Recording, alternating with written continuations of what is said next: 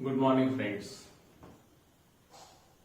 तो कल हमने कॉमन नॉमेनक्लेचर ऑफ अल्केन पूरी तरह से कंप्लीट किया कि नाम पर से फॉर्मूला कैसे लिखना, फॉर्मूले पर से नाम कैसे लिखना। तो जो मैंने ट्रिक्स बताया था वो ट्रिक्स ध्यान में रखना। नॉर्मल ये शब्द कब यूज करना, आइसो ये शब्द कब यूज करना और नियो शब्द कब यूज करना। और अगर वो शब्द पहले से है तो उसका मीनिंग क्या लेना। तो हमने कहा था जब भी किसी कंपाउंड का नाम नॉर्मल से शुरू होता है तो समझ जाना कि लॉन्गेज चेन पे कोई भी सब्स्टिट्यूएंट नहीं है, only longest chain is there. अगर आइसो दिखता है तो समझ जाना कि it has only one substituent on longest chain. Longest chain पर सिर्फ और सिर्फ एक सब्स्टिट्यूएंट रहेगा और वो भी एक ही कार्बन वाला रहेगा और वो भी लॉन्गेज चेन के किसी भी एंड से सेकंड कार्बन एटम पर ही रहेगा। ये कंडीशन है उसकी। जैसे ही नियो दिखा तो समझ जाना there are two substituent on longest chain. दोनों भी सब्स्टिट्यूएंट में एक एक ही कार्बन चाहिए, एक से ज्यादा कार्बन वाले सब्स्टिट्यूएंट नहीं चलते। और दोनों के दोनों भी सब्स्टिट्यूएंट किसी भी एंड से सेम सेकंड कार्बन एटम पर ही होना, तो उसको नियो कहते हैं। तो ये हो गई हमारी बातें कि उन शब्दों का मीनिंग क्या लेना। अब अगर हमें कंपाउंड का स्ट्रक्चर लिखना है तो मैंने कहा था यहां पे कि अगर नॉर्मल से शुरू होता है तो जितने भी कार्बन है कंपाउंड में सारे के सारे स्ट्रेट लाइन में लिख के रखो और वैलेंसी सेटिस्फाई करो। आइसो अगर दिखता है तो टोटल कार्बन में से पहले सिर्फ एक कार्बन माइनस करो और बाकी कार्बन सारे स्ट्रेट लाइन में लिखो और जो आपने माइनस किया हुआ कार्बन है वो किसी भी एंड से सेकंड कार्बन एटम को अटैच करो और वैलेंसी सेटिस्फाई करो। और नियो अगर दिखा तो टोटल कार्बन में से पहले दो कार्बन माइनस करना है, बाकी कार्बन स्ट्रेट लाइन में लिखना है और माइनस किए हुए दोनों कार्बन सेपरेटली किसी भी एंड से सेम सेकंड कार्बन एटम को ही अटैच करना है और वैलेंसी सेटिस्फाई करके रख देना। तो ये कल मैंने ऑलरेडी सारा बता दिया था, समझ में आया। तो सिर्फ एक एग्जांपल लेते हैं और फिर आगे चलते अपन। एक वर्ड आता है यहां पे, डिटेल में अपन आगे लेंगे। अभी के काम का बता देता सिर्फ आइसोमर।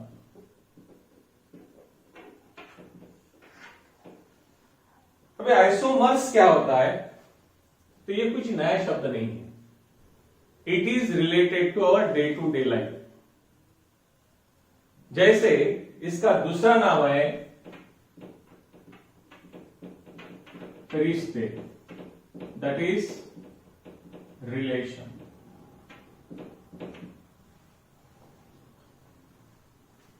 जैसे मैंने अगर कहा कि do you have a isomer, तो वो हमें पूछ रहा है कि क्या तेरा कोई रिश्तेदार है। होगा तो हाँ बोलूंगा, नहीं होगा तो ना बोलूंगा। अगर सारी दुनिया में मैं अकेला ही हूं तो आई विल से नो रिश्तेदार, दैट इज नो आइसोमर। लेकिन मम्मी है, पापा है, बहन है, भाई है, मौसी है, काका है, तो they are my all isomers. क्यों? मैं उनसे जुड़ा हुआ हूं। और आइसोमर बोलने के बाद कंडीशंस क्या होती है, तो उनमें कुछ तो भी कॉमन चाहिए और कुछ तो भी डिफरेंट चाहिए। दोनों चीजें सेम नहीं रह सकती।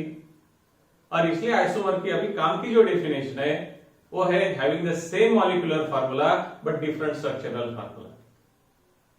परफेक्ट डेफिनेशन नहीं है, जितनी काम की अभी बता रहा। आइसोमर है क्या पूछा गया तो इसका मतलब आपको आपके रिश्तेदार पूछे गए, यानी एक से ज्यादा लोग अगर आप एक दूसरे के साथ अटैच हो तो यू हैव ए आइसोमर। लेकिन आप अकेले हो, आपके साथ कोई दूसरा अटैच नहीं है, तो यू डोंट हैव आइसोमर। तो आइसोमर का मतलब होता है कि कम से कम दो कंपाउंड चाहिए या दो से ज्यादा कंपाउंड चाहिए। कम से कम दो कंपाउंड या उससे ज्यादा कंपाउंड होंगे तो वो एक दूसरे के आइसोमर हो सकते हैं, लेकिन उसके लिए कंडीशन है कि सबके मॉलिक्यूलर फार्मूले सेम चाहिए और स्ट्रक्चरल फार्मूले अलग चाहिए। और इसलिए अभी काम की जो डेफिनेशन है कि it is defined as the compounds or two or more compounds having the same molecular formula but different structural formula. They are known as a isomers. Actually, they are structural isomer. मैं detail में नहीं जाना चाहूंगा अभी, जब अपने काम पढ़ेंगे अपन धीरे धीरे जाएंगे तब डिटेल में पढ़ेंगे. ओके, तो अब आपको अगर पूछा गया कि आपके आइसोमर्स है क्या, तो एक ही मॉलिक्यूलर फार्मूले के 4-5 स्ट्रक्चर अगर आप बना सकते हैं और वो स्ट्रक्चर किसी भी हालत में रिपीट नहीं होना, तो आइसोमर्स है, नहीं तो नहीं. समझ में आया पे? तो आइसोमर का पहले इतना ख्याल में रखना, किसी ने बोला कि इस कंपाउंड के आइसोमर है क्या, तो अपने दिमाग में आना चाहिए पूछ रहा है इसका कोई रिश्तेदार है क्या, मींस इसका कोई दूसरा स्ट्रक्चरल फॉर्म है क्या, लेकिन मॉलिक्यूलर फार्मूला सेम चाहिए, उतने ही कार्बन उतने ही हाइड्रोजन, वो नहीं बदलना चाहिए. I am talking about hydrocarbon. Okay, ये वर्ड बहुत बड़ा है, ये किसी को भी लागू होता है, हाइड्रोकार्बन को भी लागू है, नॉन हाइड्रोकार्बन को भी लागू है. नॉन हाइड्रोकार्बन मींस जिस कंपाउंड में कार्बन और हाइड्रोजन के अलावा और भी एटम आते हैं, तो that is called non hydrocarbon, जिसको अपन हेटेरो कंपाउंड भी बोलते हैं बाद में. तो ये चीज ध्यान में रखना. तो आज अगर मैंने कहा आपको एक ऐसे कंपाउंड दिया कि write the isomers of hexane या write the isomers of C6H14, ऐसा बोल दिया. तो हमें अच्छी तरह से मालूम है, नाम नहीं भी बताया गया, तो 6 कार्बन है इसलिए हेक्स है, और 6 की 12 और 2 14 है, यहाँ पे ये नहीं है, यानी ये हेक्सेन का है. Write the isomer of hexane बोला and give its common nomenclature. Common, this is also called trivial nomenclature. तो अब हेक्सेन का फार्मूला पता है हमारे पास, दैट इज C6H14. अब इसके फार्मूले देखते, तो पहला क्या करना अपने, जितने भी कार्बन है वो सारे के सारे स्ट्रेट लाइन में लिख कर रखना है, 1 2 3 4 5 6. और दूसरी बात इसमें और क्लियर करता हूं कि हमारा right the isomers of C6H12 in bracket, हमें सिर्फ यहां पे एलिफेटिक देखना है, क्योंकि इसमें कुछ साइक्लिक भी आ सकते हैं, आगे आगे डिटेल में जाएंगे. तो 6 के 6 कार्बन है, एलिफेटिक फॉर्मूले की बात कर रहा है, साइक्लिक की नहीं.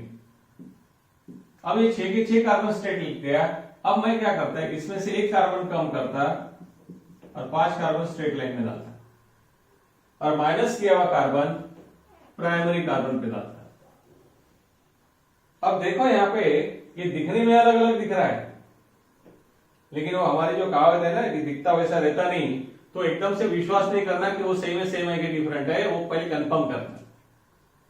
तो अभी अगर देखा गया तो ये प्राइमरी कार्बन है, ये प्राइमरी कार्बन है, ये प्राइमरी कार्बन है, ये प्राइमरी कार्बन, यहाँ भी लॉन्ग चेन में 6 कार्बन है, यहाँ भी लॉन्ग चेन में 6 कार्बन है. वो दिखने के लिए अलग दिख रहा है, लेकिन वो चेन नहीं है, दोनों भी सेम है, ये भी कंटिन्यूअस है, ये भी कंटिन्यूअस है.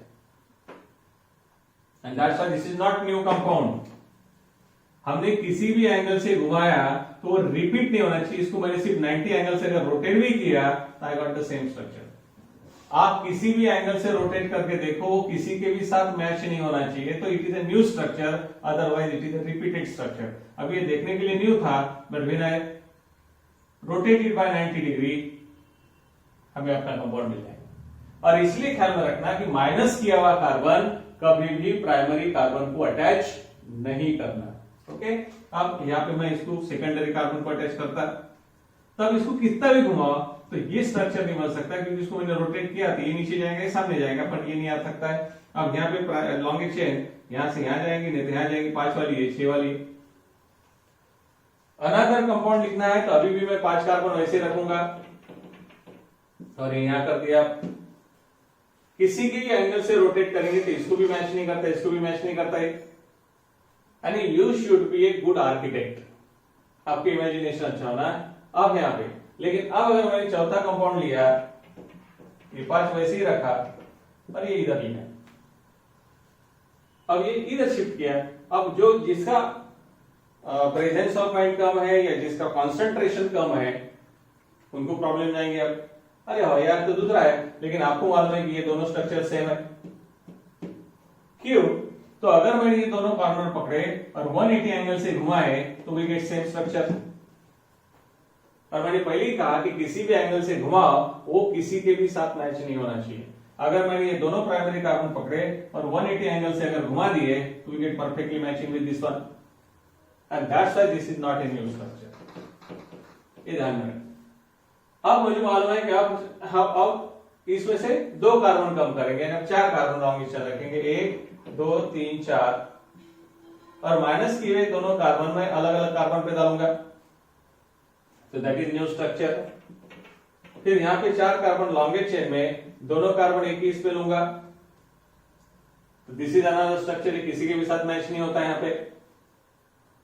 अब अगर मैंने कोई एक आधा नया कंपाउंड बनाने की कोशिश की, क्या डाल दिया दोनों, तब ये रिपीट हो गया, क्योंकि इसको 180 एंगल से रोटेट किया तो इसके साथ मैच होता है, नहीं चलता।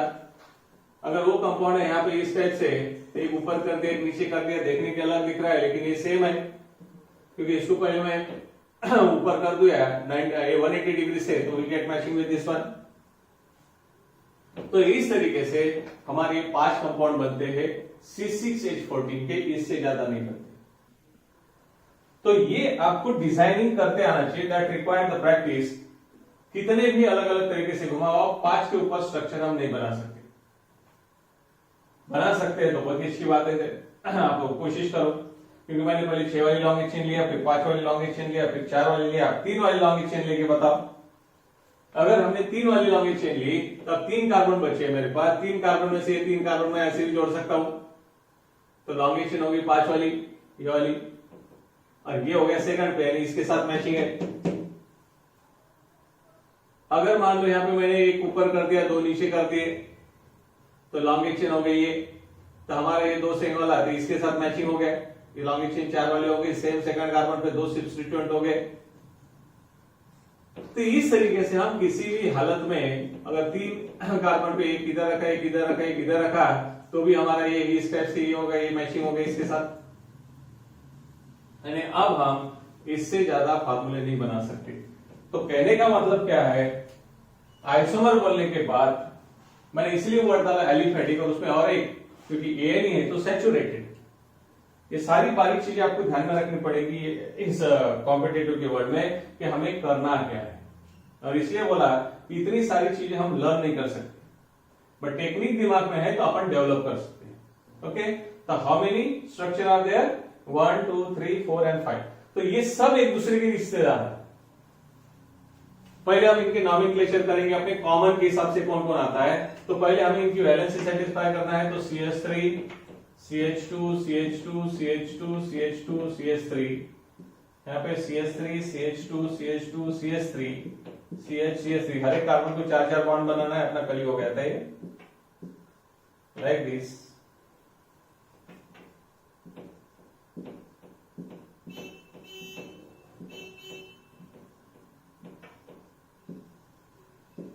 Like this. अब अपना नॉमेनक्लेचर, तो पहला है हमारा सिलेक्शन ऑफ लॉन्गेस्ट चेन।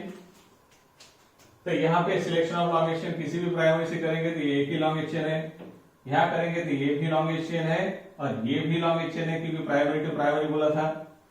यहाँ पे हमारी ये लॉन्गेस्ट चेन है, क्योंकि ये 5 ही कार्बन, इधर गए तो 4 है, इधर गए तो भी 4 है।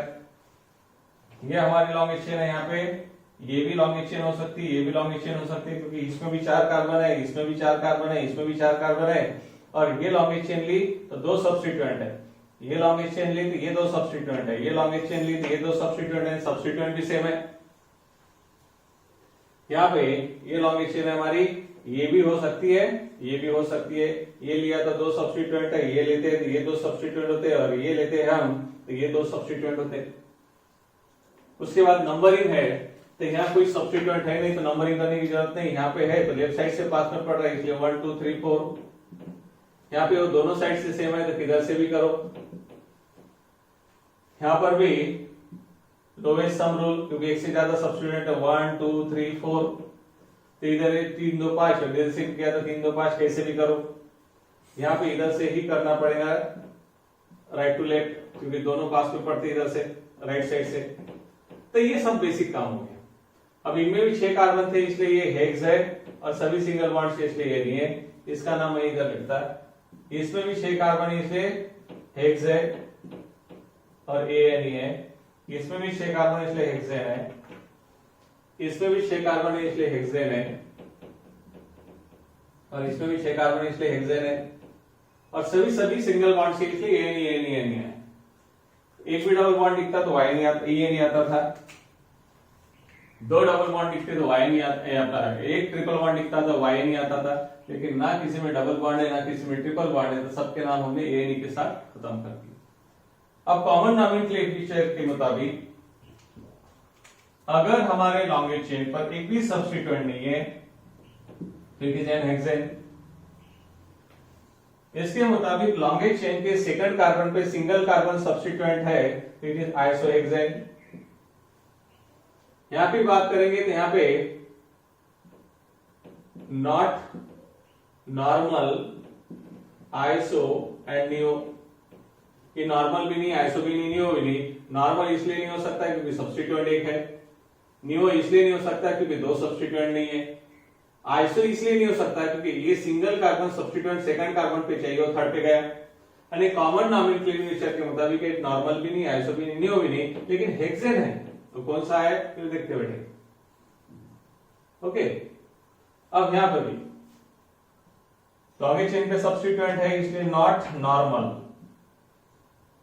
2 सब्स्टिट्यूएंट है इसलिए नॉट आइसो, और दोनों सब्स्टिट्यूएंट सेम सेकंड कार्बन पे नहीं है इसलिए नॉट नियो। यानी not normal, not iso, not neo, लेकिन हेक्सेन है। वो आईयूपीएसी में देखेंगे उसका क्या नाम होता है। और यहां की बात करेंगे तो सेकंड कार्बन पे 2 सिंगल है इसलिए नॉर्मल आइसो तो नहीं है, but it is a neo hexane. तो कॉमन नॉमेनक्लेचर के मुताबिक ये neo hexane, iso hexane, n hexane, ये तो आइसोमर है ही है, साथ में ये दोनों भी है, लेकिन इसका कॉमन नॉमेनक्लेचर नहीं हो रहा है, तो इसका आईयूपीएसी करेंगे। तो these are the 6 isomer of each other. अब इसी ने अगर बोला कि how many aliphatic isomers are possible for, और how many isomer is possible for aliphatic isomer for hexane, तो हमारे आंसर है कितने, how many aliphatic isomers are possible for n hexane, तो आंसर इज टोटल कितने बने 5, पर आंसर इज 4। क्यों? तो इसमें भी कॉम्पिटेटिव में यही क्वेश्चन करते हो। जैसे क्वेश्चन किया कि आपके घर में टोटल बच्चे कितने हैं, तो मान लो 2 है, आप है और आपकी बहन है, आपका भाई, 2 हो गए। लेकिन अगर मैंने क्वेश्चन बदल, मैंने पहले क्वेश्चन को आपके घर में कितने बच्चे थे, आपने बोला 2, आपने खुद को भी पकड़ा, बहन को भी पकड़ा, भाई को भी पकड़ा, जो भी होगा वो। लेकिन अगर मैंने कहा कि मान लो आप है और आपकी बहन है, ऐसे 2 जने हैं, तो टोटल बच्चे 2 है, लेकिन मैंने कहा कि आपको बहन कितनी है, आंसर 1 आ गया। वो बच्चे तो 2 हो गए, लेकिन सिस्टर 1 ही है, क्योंकि तुमने अब तुमको छोड़ दिया। तो जिसका नाम लिया जाता है उसको छोड़ के बाकी की काउंट करना, और नाम नहीं दिया तो फिर अपने को भी काउंट करना। जैसे यहां पे अगर मैं पूछता कि how many total isomer is possible for aliphatic hexane, मैंने नॉर्मल फॉर्मल कुछ बोला ही नहीं, how many total isomer is possible for aliphatic C6H14, the answer is 5। लेकिन इसमें से मैंने किसी का भी एक का नाम लिया कि how many isomer are possible for n hexane, aliphatic n hexane, the answer is 4। तो ऐसे छोटे छोटे क्वेश्चंस है जिस पर आपको ध्यान देना होगा। तो इस तरीके से ये एक स्ट्रक्चर लिख डालो और फटाफट कंप्लीट करो।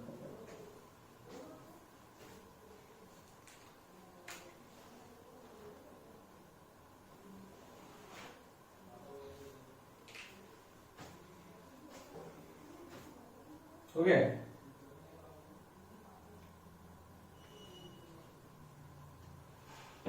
अब दूसरा क्वेश्चन,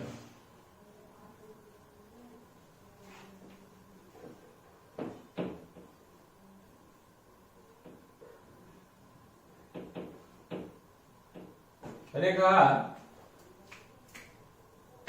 इथेन, इथेन बोला तो देखिए C2H6 डबल +2।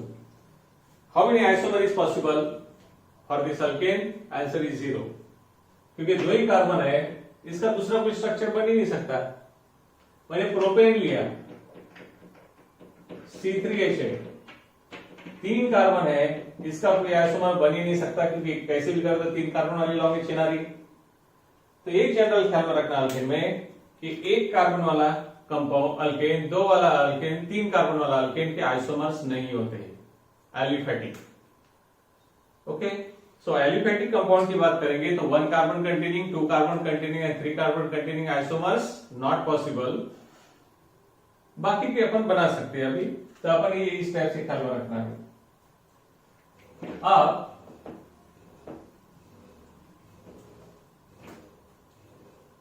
एन ब्यूटेन और आइसोब्यूटेन का स्ट्रक्चर लिखो बोला तो आपको तकलीफ नहीं होता। Right the structure of n butane, right the structure of isobutane.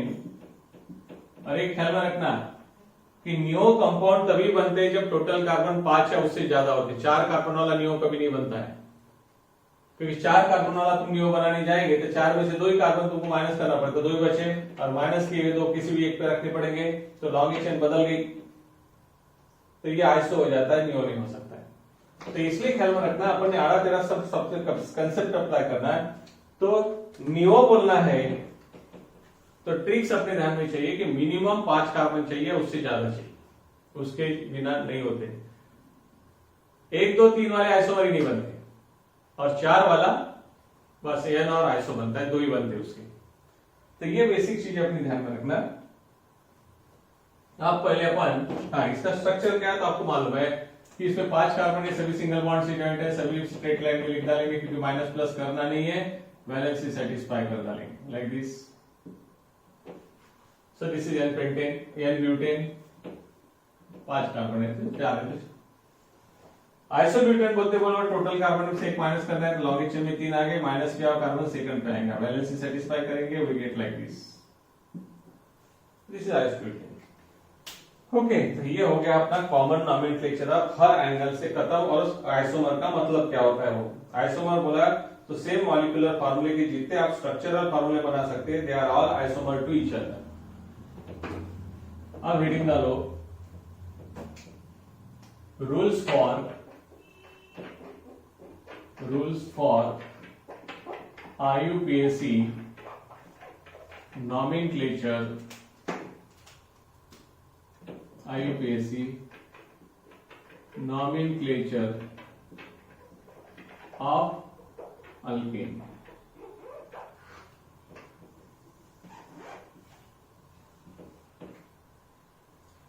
अब यहाँ पे रूल्स फॉर IUPAC नॉमेनक्लेचर में हमने पहले कहा कि जैसे अपन अभी 6 कार्बन इसमें 2 कंपाउंड के नॉमेनक्लेचर कर नहीं पाए, तो ये प्रॉब्लम सॉल्व करने के लिए फिर international union of pure and applied chemistry बनी और उन्होंने सॉल्व करके दिया है कि दुनिया का कौन सा भी कंपाउंड हुआ तो उसका नाम कैसे लिखना, क्योंकि ये हमारे केमिस्ट्री में सबसे मेजर पार्ट है।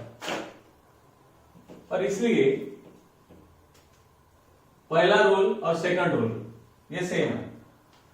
पहला सिलेक्शन ऑफ लॉन्ग चेन और दूसरा नंबरिंग ऑफ लॉन्ग चेन, ये दोनों रूल कॉमन है IUPAC में भी एज वेल एज कॉमन में भी। अब डायरेक्ट रूल नंबर 3 से अपन आगे लिखेंगे, वहां लगे लिख डालो कि फर्स्ट 2 रूल्स आर सेम। ये अपने खुद की इंफॉर्मेशन के लिए क्वेश्चन में आएगा भाई कौन से 2 रूल है वो, तो एक सिलेक्शन ऑफ लॉन्ग चेन और एक numbering of long chain. Okay, तीसरा रूल अब write down, third rule, write the name of substituent, sorry, prefix the name of substituent, prefix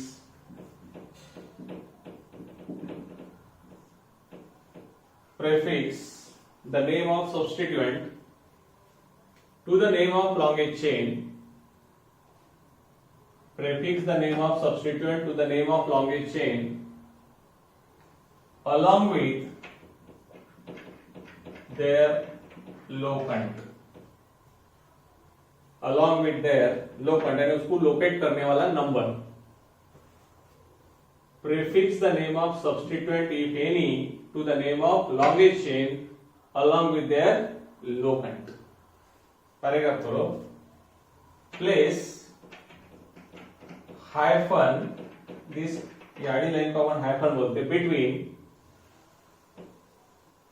place hyphen between locant and name of substituent, locant and name of substituent or vice versa. vice versa यानी उल्टा भी हो सकता है कि पहले name आएगा फिर लोकंट आएगा, कभी लोकंट आएगा नेम आएगा ऑफ सब्स्टिट्यूएंट, तो इनके बीच में हाइफन लिखना ग्रामेटिकली कंपलसरी है।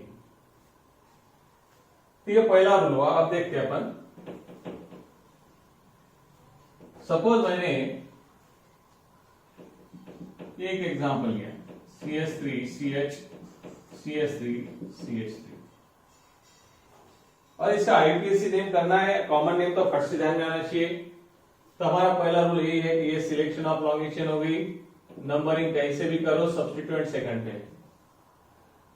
तो कॉमन नॉमेनक्लेचर में क्या करते हैं अपन, टोटल कंपाउंड के कार्बन एटम साथ में लिखते हैं और फिर वो नॉर्मल है कि आइसोइकेनियो बोलते हैं। इसमें 4 कार्बन है तो ब्यूटेन हो गया और सेकंड कार्बन पे सिंगल कार्बन ब्रांच है इसलिए आइसोब्यूटेन हो गया। लेकिन IUPAC वैसे नहीं चलता, तो IUPAC में अपने नाम जैसे चलता है, जैसे पहले अपना नाम, फिर अपने बाद में अपने पिताजी का नाम और उसके बाद में सरनेम। तो सरनेम हमारा मेन है जिसके अंदर बहुत बड़ा क्लास आता है। सरनेम के अंदर फिर पिताजी का नाम, उसके अंदर अपन, क्योंकि अपन सब्स्टिट्यूएंट है, अपन सब्स्टिट्यूएंट है पिताजी के, सब्स्टिट्यूएंट पिताजी बिलोंग करते सरनेम को। तो जो सबसे इंपॉर्टेंट नाम रहता है वो सबसे लास्ट में, जो अपना ट्रेडिशन है। और जो चिल्लर चालर है, जैसे अपन सब्स्टिट्यूएंट है तो उनका नाम सबसे पहले, यानी पहले लिखेंगे तो प्रीफिक्स बोलते हैं और लास्ट में लिखेंगे तो भी सफिक्स बोलते हैं। यानी जैसे एक कोई चीज है यहाँ पे x, ये हमारा प्रीफिक्स होता है, ये हमारा सफिक्स होता है। तो हमारे लिए क्या रखना है इसमें, लॉन्गेस्ट चेन का नाम सबसे लास्ट में रहेगा, लेस लाइक सरनेम। तो लॉन्गेस्ट चेन में 3 कार्बन है इसलिए प्रोप है, सभी सिंगल कार्बन से सिंगल बॉन्ड से ज्वाइंट इसलिए लॉन्गेस्ट चेन का नाम हो गया प्रोपेन। ये सब्स्टिट्यूएंट है जिसमें 1 कार्बन है इसलिए मीथ, और वो सब्स्टिट्यूएंट इसलिए मैंने कहा था वो मिथिल है क्योंकि वो अल्किल का फार्मूला सेटिस्फाई करता है। और वो लॉन्ग चेन के सेकंड पे बैठा है तो ये लोकंट है, ये नेम ऑफ सब्स्टिट्यूएंट है, इनके बीच में हाइफन चाहिए। ये ग्रामेटिकल चीजें ध्यान में रखना। और ये पूरा की पूरा नेम ऑफ सब्स्टिट्यूएंट इसको प्रीफिक्स किया जाएगा और ये लिखा जाएगा यहाँ पे दैट इज 2 मेथिल प्रोपेन। तो ये जो रूल हमने लिखा है कि name of substituent if any prefixes to the name of long chain along with the locant, ये अपने लिखा है, and place the hyphen between locant and the name of substituent. कहीं भी आगे पीछे कैसे भी चलता वैस वाला हमने वर्ड यूज किया। और जिसको हम आइसोब्यूटेन बोल रहे थे उसका IUPAC नेम है 2 methyl propane. Okay, write down this structure उसके नीचे।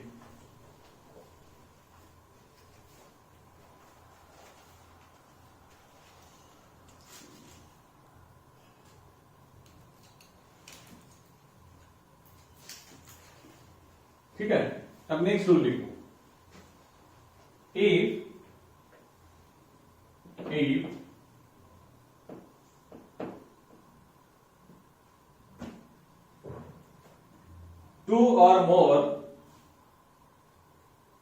2 or more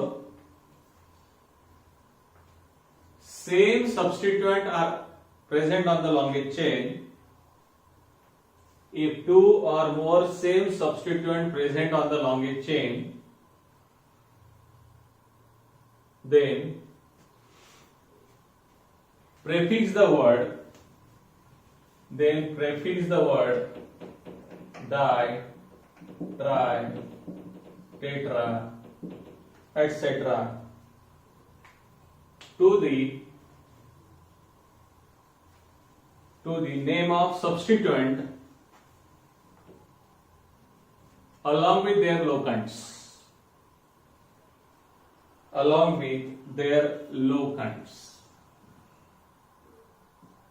क्या दूसरा rule, if 2 or more same substituents are present on the long chain, then prefix the word di, tri, tetra to the name of substituent along with their locant.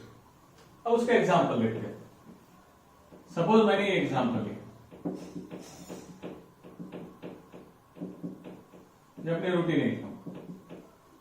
अब इसका मुझे IUPAC name चाहिए, तो पहला मेरा selection of long chain है, फिर numbering of long chain है, दोनों सब्स्टिट्यूएंट सेम कार्बन पे, कैसे भी करो सेकंड पे। ये दो रूल तुमको पहले एक्यूरेटली लगाना पड़ेगा, उसके बाद। अब देखो लॉन्गेस्ट चेन का नाम सबसे लास्ट में रहता है, मैंने पहले लिखा था लॉन्गेस्ट चेन में 3 कार्बन है, तो ये प्रोपेन है, ये तो सबसे लास्ट में हो गया।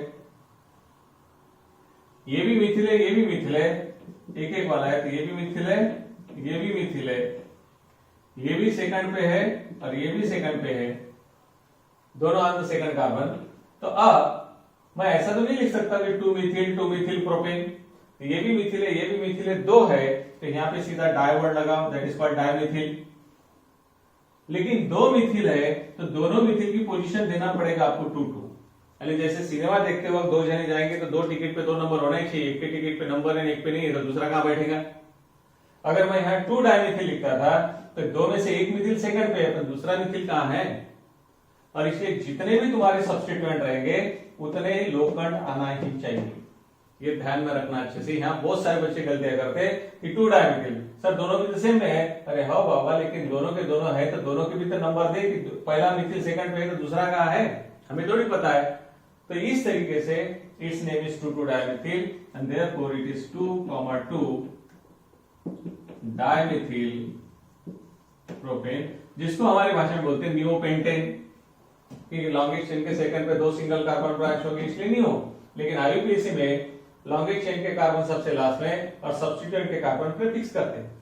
Okay, so right on this example.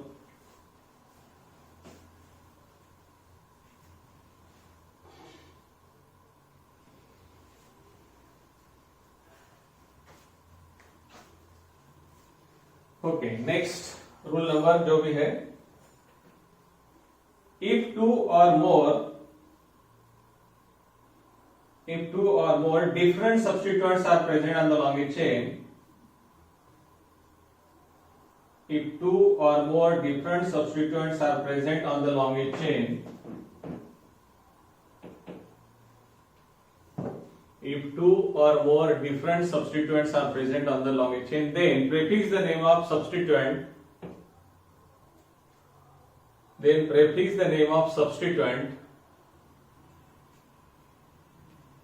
alphabetically to the name of longest chain. Then prefix the name of substituent alphabetically to the name of substituent. To the name of longest chain. जैसे example के तौर पे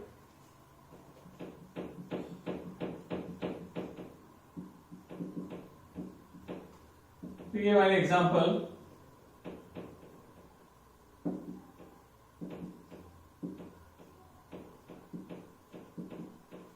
तो पहला काम है हमारा selection of longest chain. तो ये भी 5 कार्बन वाली लॉन्गेस्ट चेन है, ये भी लॉन्गेस्ट चेन हो सकती है, ये भी हो सकती है, वो कल सारा होता है, पर ये नहीं हो सकती। क्यों नहीं? इसमें 5 कार्बन जरूर है लेकिन सब्स्टिट्यूएंट एक ही है। इसमें जाएंगे तो 2 सब्स्टिट्यूएंट है, इसमें भी जाएंगे तो 2 सब्स्टिट्यूएंट है। जब एक से ज्यादा लॉन्गेस्ट चेन होती है तो जिसपे ज्यादा सब्स्टिट्यूएंट रहती है वो हमारी लॉन्गेस्ट चेन है, और सब्स्टिट्यूएंट भी सेम आते हैं तो फिर जो लार्जेस्ट सब्स्टिट्यूएंट जिधर ज्यादा आएंगे वो लेना। जैसे मान लो कि 3 सब्स्टिट्यूएंट पर एक प्रोपिल आ रहा है, एक ब्यूटिल आ रहा है, तो एक प्रोपिल आ रहा है, ब्यूटिल आ रहा है, तो इसमें अल्फाबेटिकली ब्यूटिल का पी पहले और प्रोपिल का पी बाद में, तो ब्यूटिल वाले को वेटेज ज्यादा रहेगा, प्रोपिल वाले को वेटेज कम रहेगा। वो अपन लेंगे एग्जाम्पल जब लेंगे देखिए। तो पहले लॉन्गेस्ट चेन, एक से ज्यादा लॉन्गेस्ट चेन होगी तो उस लॉन्गेस्ट चेन पे जिसपे ज्यादा सब्स्टिट्यूएंट है वो हमारी लॉन्गेस्ट चेन, और अगर सब्स्टिट्यूएंट इक्वल आते हैं तो फिर सब्स्टिट्यूएंट का अल्फाबेटिकल ऑर्डर देंगे। ओके, चल अब यहाँ पे नंबरिंग करना है तो लोएस्ट सम रूल, इधर से क्या 3 2 5 आता है, इधर से क्या 3 और 4 7 आता है, इसलिए करेक्ट है। अब लॉन्गेस्ट चेन में है 5 कार्बन, इसलिए पेंट,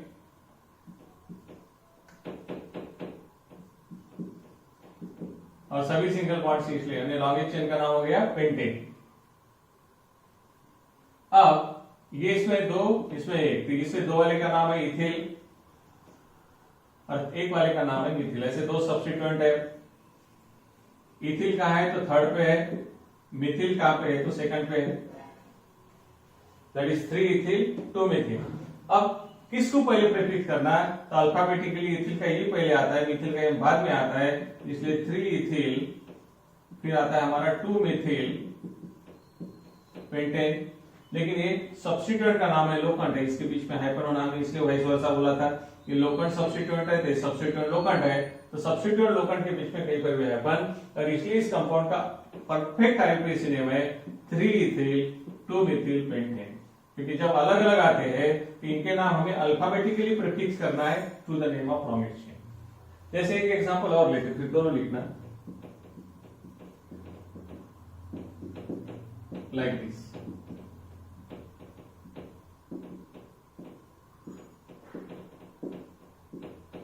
तो ये हमारी लॉन्ग चेन, ये भी है, ये भी है, ये भी लिए तो भी उसमें 6 कार्बन 2 सब्स्टिट्यूएंट है, इसमें भी लिया तो 2 सब्स्टिट्यूएंट है। नंबरिंग कहां से करेंगे आप? तो हमने कहा है लोएस्ट सम रूल खराब हो गया, या 3 और 1 4 हो गया, और इधर से भी 3 और 4 7, तो अल्फाबेटिकली इथिल की तरफ जब नंबरिंग यहां से आता है। जब लोएस्ट सम रूल फेल हो गया तो नाम जो सब्स्टिट्यूएंट का आता है उसके हिसाब से वेटेज देना पड़ता है। तो ये इथिल है और ये मिथिल इधर से, तो इसलिए इसका नाम क्या होगा? लॉन्ग चेन में 6 कार्बन इतने, हेक्सेन तो है,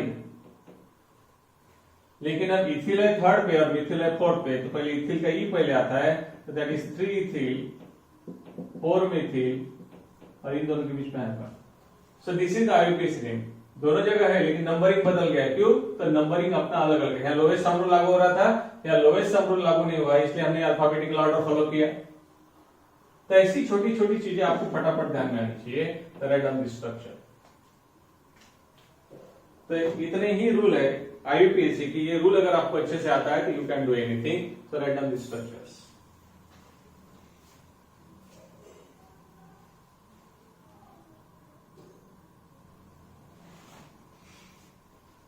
हो गया? तो बेसिक डिफरेंस क्या है फिर अभी कॉमन और आईयूपीएसी में? देखिए ख्याल में रखना, कॉमन नॉमेनक्लेचर में पूरे कंपाउंड के कार्बन साथ में बताए जाते हैं, साथ में लिखे जाते हैं, जबकि आईयूपीएसी में हर एक पार्ट के कार्बन अलग अलग लिखे जाते हैं, लॉन्ग चेन के अलग, सब्स्टिट्यूएंट के अलग, और आईयूपीएसी में सारे कार्बन साथ में। तो इस तरीके से इतनी आप प्रैक्टिस करो, इसके आगे का जो है अपन वो नेक्स्ट लेक्चर में लेंगे। Okay, so thank you very much.